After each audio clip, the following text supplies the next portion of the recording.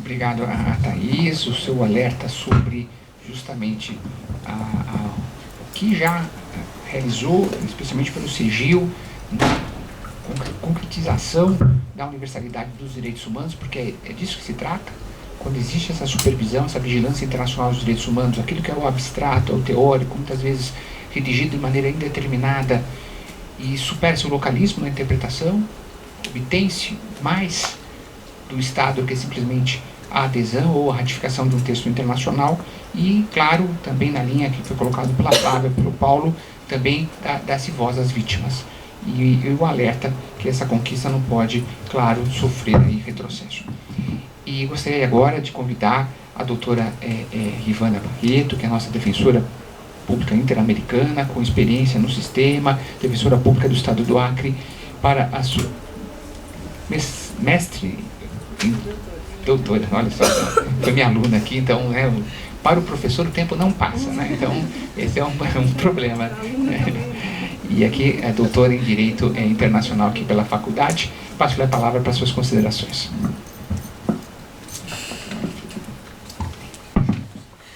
Boa tarde a todos e a todas. Assim, é uma honra, né, como já mencionou aqui a Thaís, fazer parte dessa mesa. Né? Assim, eu agradeço muito o convite do Carvalho Ramos.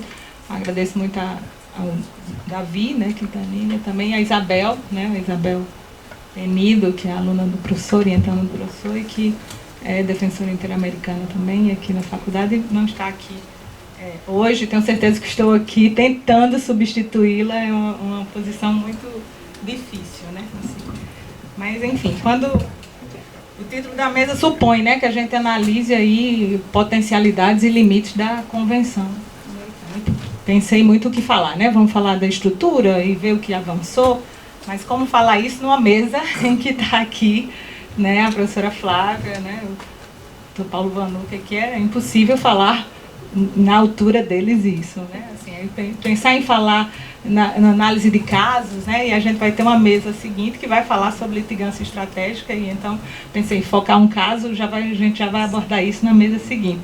Então tentei trazer o assunto, né, assim, para o que é, digamos assim, nesse ponto aqui, o que eu poderia trazer de contribuição diferente, que seria então analisar esse, vejo eu como uma potencialidade do sistema, né, assim, a figura do defensor interamericano, entrando nesse diálogo aí, nessa visão de centralidade da vítima, né, assim, eu acho que ele tem esse ganho nisso, e eu acho que com isso eu não fico repetitiva nas falas que já foram, e eu acho que aí para quem está assistindo fica menos cansativo, né, assim, ver visões diferentes, né. Então pensei em, né, apontar dois caminhos, né, de como surgiu, né, assim, a Defensoria Interamericana e como isso representa um avanço, né, no sistema, né, assim, e de como, através da Defensoria Interamericana, através dos defensores dos direitos humanos, a gente pode tentar buscar um avanço jurisprudencial no sistema, né. Então eu vou realmente olhar por uma ótica mais otimista, né, esse otimismo de vontade, como bem frisou aí o seu Paulo Vanucca aí no final. Mas antes, um pouquinho, só por uma provocação da Raquel no início, e eu acho que corroborada aqui também por uma provocação do Paulo Vanucca sobre quem é que está lá, né? Assim, quem são as pessoas que estão lá. Eu queria chamar a atenção para isso, né? Assim, a gente fala da comissão, a gente fala da corte, né? Mas quem é que está lá fazendo parte disso, né? E aí eu chamo a atenção que durante, né, esses 60 anos aí da comissão, né, passou pela comissão mais de 70 comissionados, né? E desses 70 comissionados, nesse mandato de 4 anos, infelizmente, a gente tem uma representação feminina muito baixa, né? Assim, a gente tem, se eu não me engano, 14 mulheres só, entre essas mais de 70 representações masculinas, né? Então, isso é um fator, né, na meu ver, limitante, né, assim, do avanço e da interpretação. Porque é de onde você está falando e de onde vai vir essas decisões. Então, se a gente pensar no recorte racial, então aí fica ainda, né, assim, mais duro isso, né? Se eu não me engano, se eu não estiver enganado, acho que a gente teve uma mulher negra, né, entre essas mulheres aí. Se a gente falar... Só fazer uma notinha. porque pela primeira vez a comissão hoje na sua composição dos 7, nós somos 4 mulheres e 3 homens, e a partir de janeiro do ano que vem teremos 5 mulheres e 2 homens. Então estamos, as mulheres... Sim, eu até trouxe os slides com a foto de vocês aí, que eu iria ilustrar, mas mas eu não vou usar o slide por causa do tempo curto para poder a gente andar sem isso, né? Na corte é pior, né? Assim, a situação. Se a gente pensar na corte, nos 40 anos de corte, a gente teve, se eu não estou enganada, 5 juízas mulheres, das quais até hoje só uma juíza presidente. Sexta-feira, agora que passou, é que houve a eleição, né, da nossa segunda mulher que vai ser presidente da corte em 40 anos. Né? Então, assim, se a gente fala, né, de igualdade de direitos, né, assim, de uma corte que é para promover isso, então é preciso olhar também internamente, né, assim, o que é que está sendo feito isso e o que é que a gente, como sociedade civil, acompanha nesse processo de escolha, porque essa responsabilidade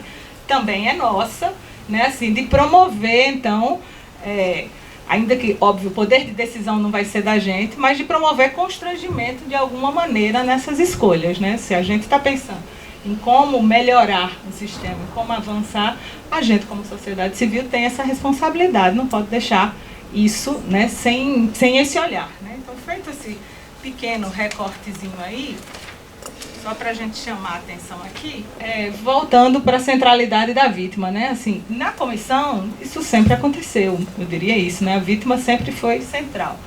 Mas na corte, na minha avaliação, a vítima não era central todo o tempo, né? Assim, a vítima não tinha fala na corte durante muitos anos. Então, você acompanhando os regulamentos da corte, até 1996, né?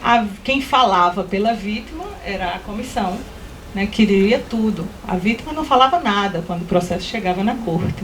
Então, isso foi mudando, né, ao longo dos anos, e hoje a gente tem, né, a situação que a gente vive hoje. Mas, historicamente, essa centralidade não era, né, garantida. Por isso que eu digo, que eu aponto como um avanço, né, o que a gente está hoje, né, em 40 anos, a partir dos anos 2000, isso foi mudando, e a Defensoria Interamericana deu mais esse passo, né? Mas só que antes do regulamento de 96, a vítima não participava.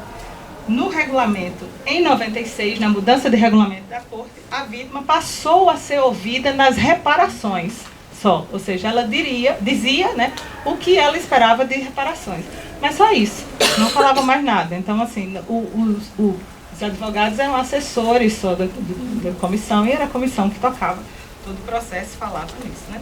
Você tem na Europa o protocolo 11, né? Então, assim, que muda, você todo um olhar diferente, né? A vítima, então, vai diretamente à corte. Cabe também a gente pensar se isso seria bom ou não aqui para o nosso sistema, né? Não vou entrar nesse detalhe agora, mas em 2000, né, com outro regulamento da corte, isso muda, né? E a vítima, então, passa a participar a partir da admissibilidade da demanda na corte, né? Depois de admitida a demanda, como dizia o artigo 23 do regulamento, as vítimas, seus familiares, seus representantes devidamente credenciados, né, poderiam apresentar suas solicitudes de argumentos e provas de forma autônoma durante o processo.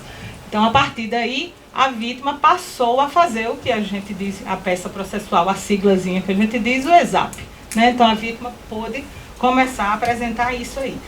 E aí, quando entra o Defensor Interamericano? Nessa mesma época, nos anos 2000, em um congresso de defensoria no Chile, se eu não estou enganado, os juízes da corte, enfim, que estavam participando, tomaram notícia, né, digamos assim, mais seriamente, de que havia defensores na América e havia gente que lutava pelos direitos das pessoas que não tinham condição. Porque até então, o que acontecia?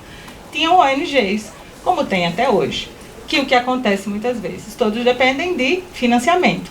As ONGs dependem, né, assim, para trabalhar, do financiamento, que muitas vezes vai para determinado tipo de demanda, aquela vai, né, e isso vai variando. E os defensores estariam mais livres, né, sem essa necessidade desse financiamento, de escolha de demanda, para atuar em todas essas demandas. Então, esse contato com eles foi que fez refletir de que poderia ser saída para aqueles casos em que se chegava no sistema e por algum motivo a ONG, né, perdia o financiamento e a pessoa ficava sem defesa, ou também para aqueles casos que chegavam sem defesa, sem assistência desde o princípio, porque na comissão isso já existia. Então, o caso que eu esqueci o nome da professora que estava pela manhã, que narrou todo o caso do Damião Ximenes, né, que foi um caso, então, assim, que começa todo do ponto de vista muito da vítima, dos familiares, seguindo sem essa assistência no início, né, assim.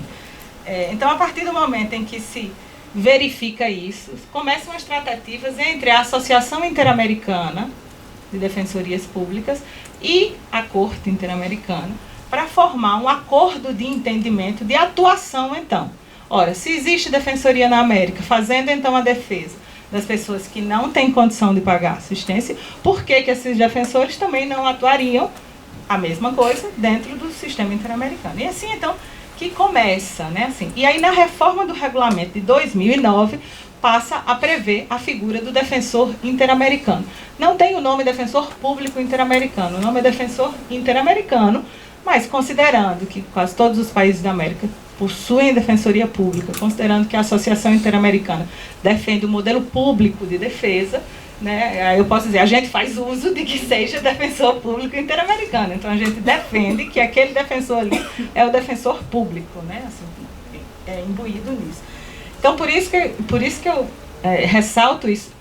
O defensor público interamericano faz parte, na minha visão, de um fator de potencialidade, né, dentro do sistema, na convenção, a partir do momento em que, desde 2009, então, a pessoa não fica mais desassistida se não tiver condição de ou ter um advogado particular ou vir com o apoio, né, assim, de uma ONG de litigância internacional.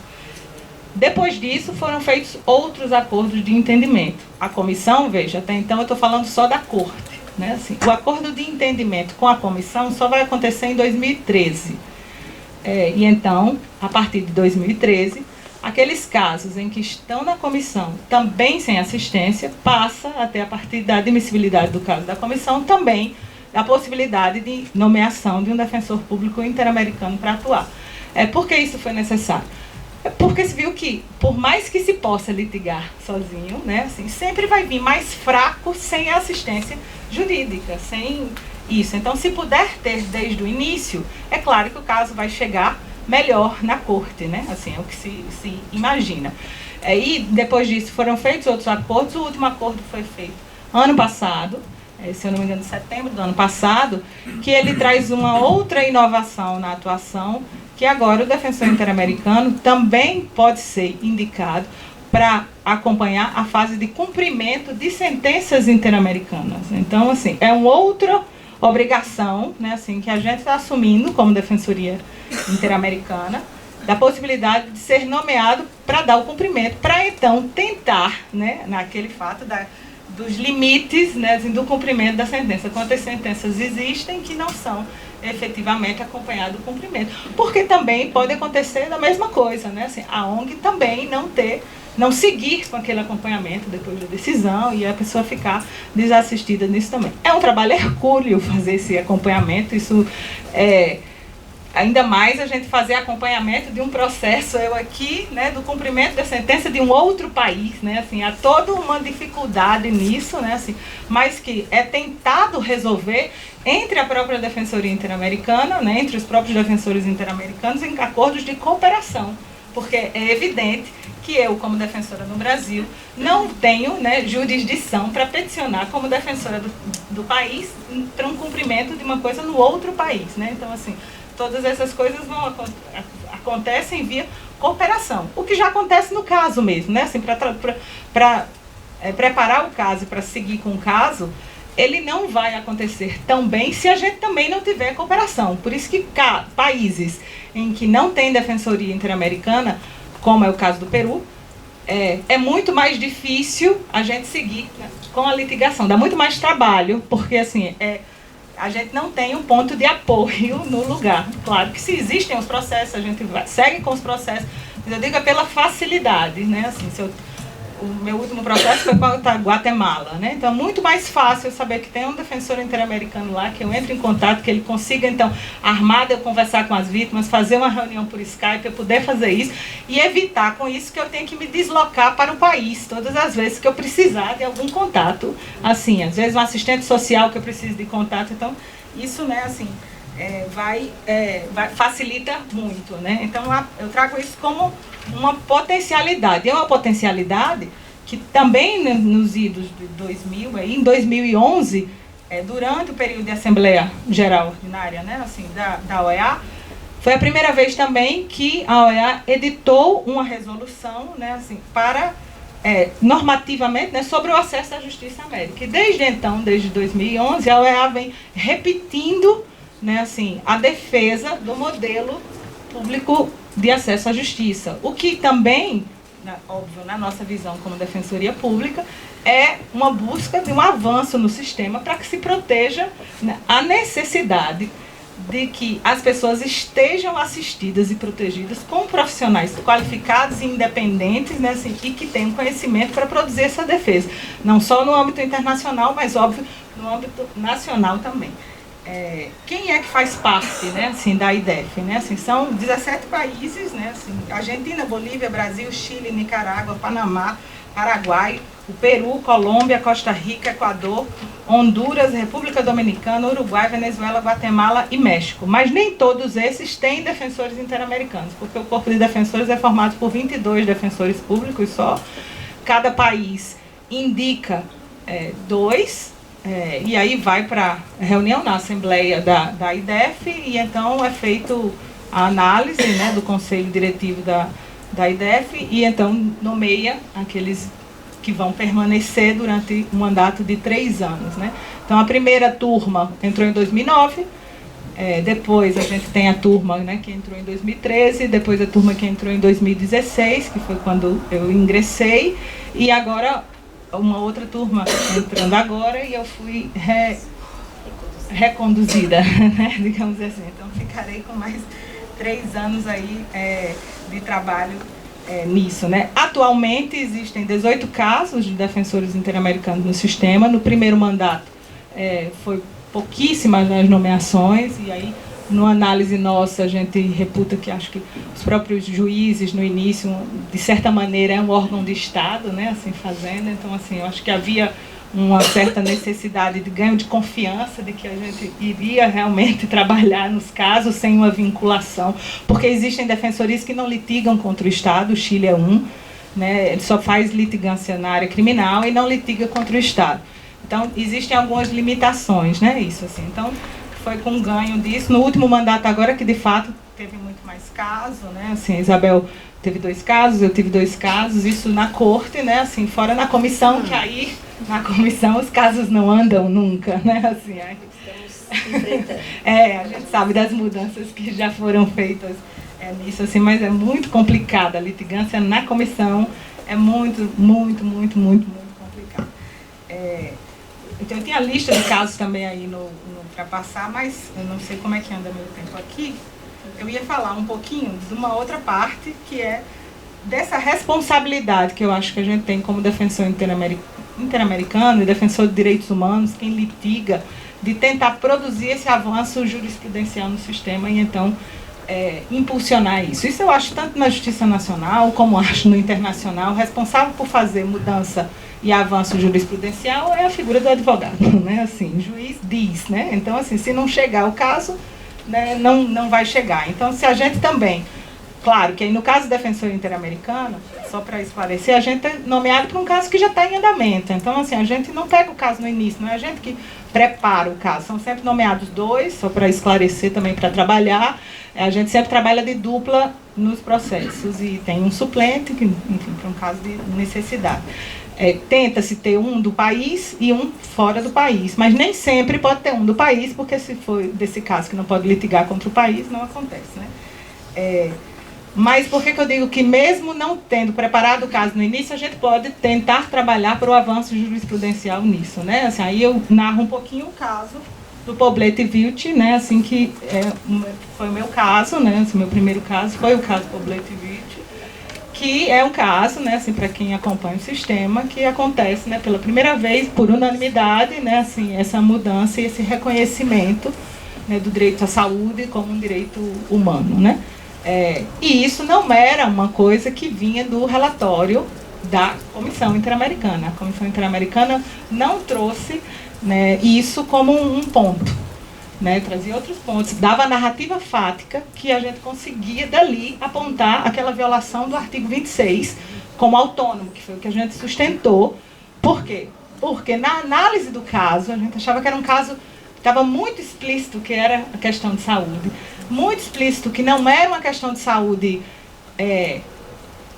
digamos assim, um medicamento experimental, não era nada disso, né? Assim, estava muito claro pelos prontuários que se talvez tivesse tido um respirador, né, um simples respirador, a pessoa não teria falecido. Então era uma coisa muito simples, né, assim, de fato, assim. Então, o que foi o que a gente fez? Tentou estruturar o caso, né, de modo a ter sustentáculo com perícia, né, assim, que conseguisse levar isso. Então, tanto usamos como perito um médico geriatra, né, assim, por quê? Porque a pessoa era um idoso, né, então, assim, dos cuidados de saúde do idoso, que não era nada, não estava nada diferente, ele tinha uma alteração de febre, né, assim, uma coisa assim. Um perito que falasse sobre direito social, né, que infelizmente foi cortado porque a gente não percebeu e indicamos o Vitor Abramovich, e o Vitor tinha sido comissionado na época, e então ele estaria impedido, né, assim, e aí a gente, digamos, perdemos isso, né, mas aí a comissão trouxe uma outra perita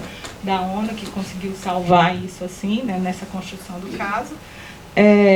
E aí também, como diz, caligráfico, né, porque havia também uma questão de consentimento informado, que dizia que tinha sido dado consentimento, mas a senhora, que era esposa dele, era analfabeta, né, então, assim, a gente queria demonstrar que aquela assinatura não era a assinatura, e ele conseguiu também lograr êxito também nesse ponto daí.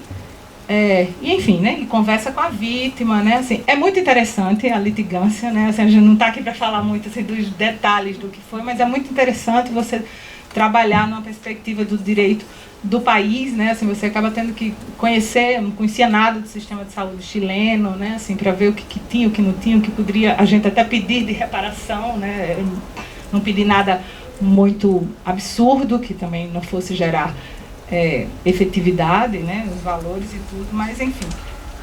E aí a discussão é essa, né, assim, eu acho que o debate é esse, que já se falou tanto de manhã como agora. Os direitos sociais, econômicos e culturais são justicializáveis ou não, né? Até então, o que a gente tinha, né, numa evolução jurisprudencial mesmo, era assim, que era essa justiciabilidade feita de maneira indireta, né, assim, em todos os cursos, quando a gente vai aprender e vamos ver como fazer a litigação, a gente sempre fala de atacar os direitos sociais de maneira indireta, ataca a vida dando conteúdo do social, mas aponta a violação, né, do direito à vida, né, enfim, e não aponta do social.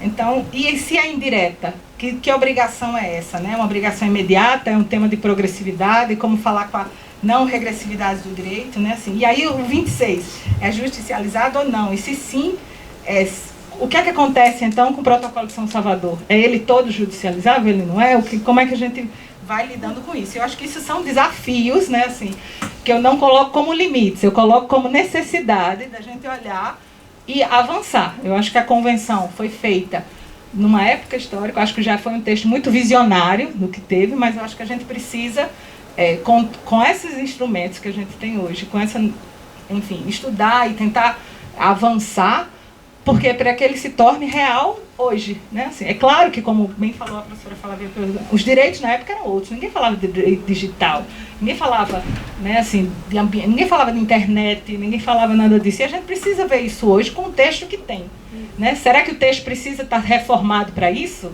Eu não acho isso. Eu acredito que a gente precisa evoluir na interpretação da convenção. E para evoluir isso, a gente tem que provocar esse avanço aí.